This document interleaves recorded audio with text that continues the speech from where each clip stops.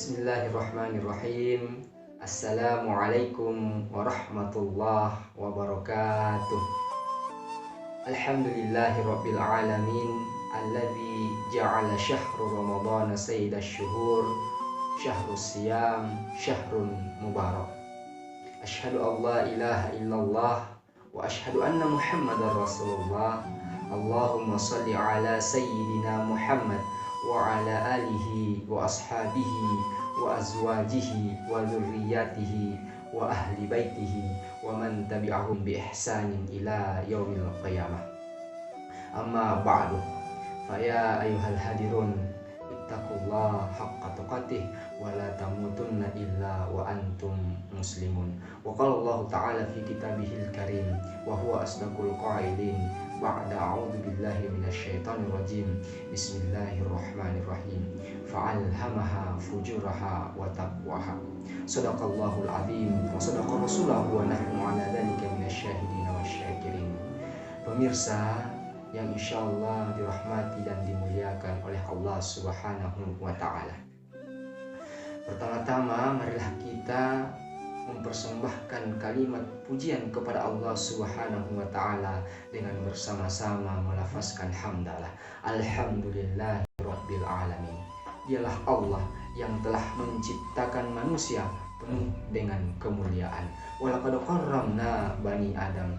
Sungguh Allah Subhanahu wa taala telah memuliakan anak cucu Adam. Salawat dan salam marilah kita sama-sama kirimkan kepada Nabi Allah Muhammad sallallahu alaihi wasallam.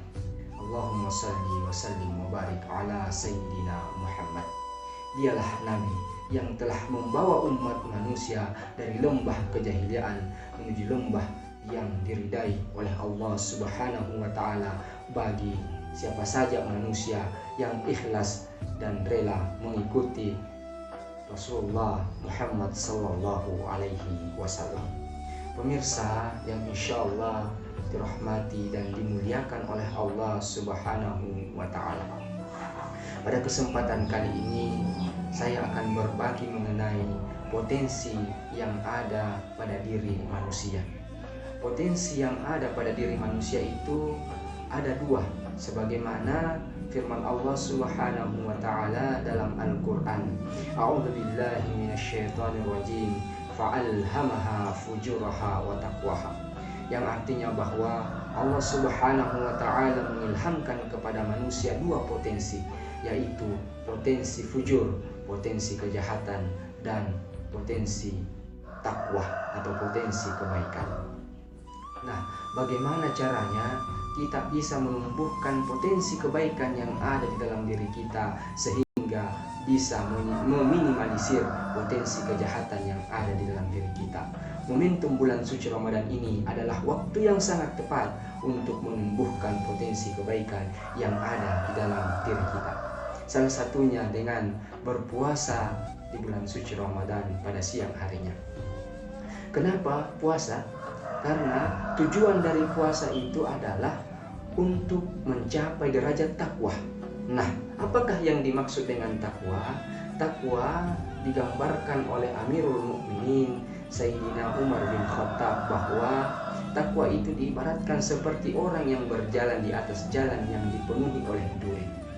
Ya, bagaimana caranya kita bisa berhati-hati melewati jalan tersebut sehingga kita tidak tertusuk oleh duri-duri larangan Allah Subhanahu wa taala.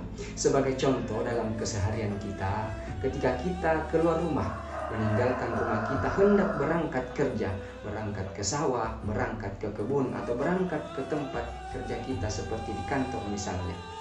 Nah, pada saat kita berangkat ke tempat kerja kita, di tengah perjalanan kita akan melalui jalan yang rusak, kita akan melalui jalan yang berlubang, kita akan melalui jalan yang berlumpur.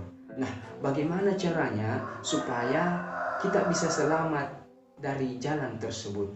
Nah, perlu yang namanya kehati-hatian agar kita bisa tidak terjatuh pada saat melewati jalan itu. Nah, seperti itulah gambaran takwa, bahwa ketika kita berada dimanapun, berada di kebun, berada di sawah, berada di kantor, atau berada di jalan, maka selalulah menghindarkan diri kita dari berbuat kejahatan kepada Allah Subhanahu wa taala. Selalulah menghindarkan diri kita dari berbuat dosa kepada Allah Subhanahu wa taala. Hal ini sesuai dengan sabda Rasulullah sallallahu alaihi wasallam, "Ittaqullah haitsu ma kuntah." Bertakwalah kalian kepada Allah Subhanahu wa taala dimanapun kalian berada. Kemudian yang kedua adalah membaca ayat suci Al-Quran. Apa tujuan dari membaca ayat suci Al-Quran? Yaitu agar kita mendapat hidayah, agar kita mendapat hudan, petunjuk dari Allah Subhanahu wa taala. Karena kita berjalan di atas bumi ini membutuhkan map, membutuhkan peta, membutuhkan petunjuk agar kita bisa selamat dunia dan lebih-lebih lagi selamat di akhirat. Apabila seseorang ingin mendapatkan petunjuk dari Allah Subhanahu wa taala, maka sering-seringlah membaca Al-Quran, bersahabatlah dengan Al-Quran. Meskipun wabah virus corona melanda umat manusia di seluruh dunia, itu menandakan bahwa kita dianjurkan untuk banyak-banyak di rumah, dan pilihan yang terbaik ketika kita berada di rumah adalah dengan banyak membaca Al-Quran. Nah, ketika kita membaca Al-Quran berarti kita akan semakin didekatkan dengan petunjuk Allah Subhanahu wa taala. Dan ketika kita dikaruniai petunjuk oleh Allah Subhanahu wa taala, maka kita akan menjadi orang-orang yang bertakwa, mencapai derajat takwa yang tertinggi di sisi Allah Subhanahu wa taala. Dan begitu pun sebaliknya, ketika kita manusia telah meninggalkan Al-Quran, berarti kita juga akan jauh dari hidayah Allah Subhanahu wa taala, akan jauh dari hudan petunjuk Allah Subhanahu wa taala, dan secara otomatis yakin dan percaya kita juga akan jauh dari takwa kepada Allah Subhanahu wa taala.